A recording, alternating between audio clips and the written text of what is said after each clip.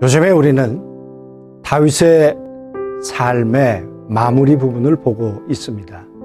사무엘하 21장에 보면 그 당시에 기근이 3년 동안 들었다고 했습니다. 왜 이런 일이 있을까?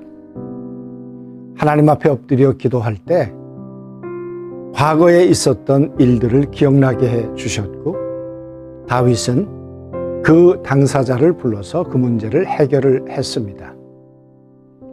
그리고 난 다음에 그 이야기의 끝은 하나님께서 그 땅의 기도를 들으시니라, 그렇게 마무리되는 것을 우리가 보았습니다.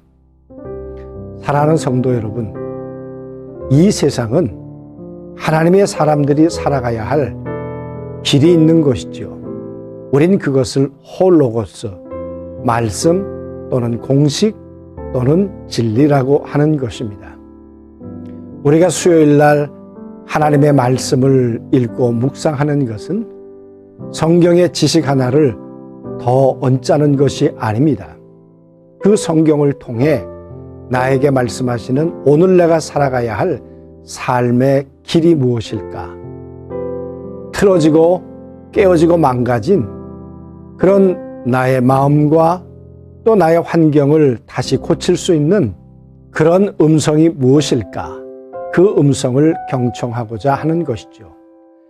그리고 그 음성을 따라 우리가 생각과 마음을 바로 잡을 때 우리의 기도는 하나님으로부터 응답될 것이고, 우리의 삶은 이제 불통에서 형통하는 삶으로 변화를 갖게 될 것입니다. 그러므로 그리스도인이 되어서 살아간다는 것은 그저 맹목적으로 살아가는 것이 아니라 삶의 도, 살아가야 할 삶의 길을 배우며 가는 것, 바로 그것이 되겠습니다. 그래서 오늘 우리는 어떻게 살고 있는가를 돌아보는 것입니다. 찬양하는 것, 우리가 살아가야 될 삶의 중요한 원리 가운데 하나이지요. 어떤 찬양을 오늘 올리시겠습니까?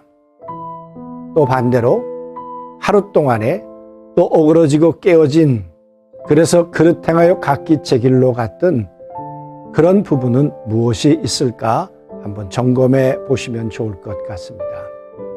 하나님의 말씀을 영의 양식으로 내가 살아가야 할 삶의 공식으로 받아들이면서 그 삶 가운데로 요즘 마음과 생각을 옮겨 놓고 계신가요? 그런 부분도 우리 한번 정직하게 돌아보면 좋을 것 같습니다. 이번 주에 읽은 하나님의 말씀은 어느 부분이며, 또 읽다가 성령께서 주셨던 감동과 감화는 무엇이 있었을까? 우리가 깊이 말씀을 읽어 내려가다 보면 성경의 주인이신 하나님과 성령께서 우리 마음속에 분명히 들려주시는 생생한 생음이 있는 것이죠.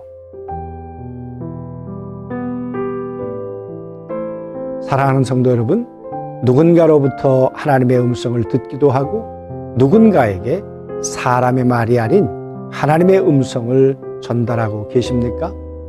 우리는 그런 말씀의 관계 속에 살아가는 소중한 존재들인 것이죠. 하나님의 형상은 우연히 만들어지지 않습니다. 끊임없는 말씀을 통한 연구와 또 관련된 이 양식이 되는 부분들을 듣고 읽고 깨닫는 가운데 하나님의 형상은 점점 이루어져 가는 것이죠. 그런 면에서 개인적인 점검도 한번 해보시면 좋겠습니다. 내가 1년, 2년, 3년 뒤에 나는 어떤 모습으로, 어떤 하나님의 형상으로 회복되어 있을까? 그 형상을 위해 나는 말씀과 어떤 관계 속에 앞으로 살아가야 할까? 그런 개인적인 점검도 해보시면서 오늘 하루도 주님 안에서, 말씀 안에서 평안한 저녁을 맞이하시기를 주님의 이름으로 축복합니다.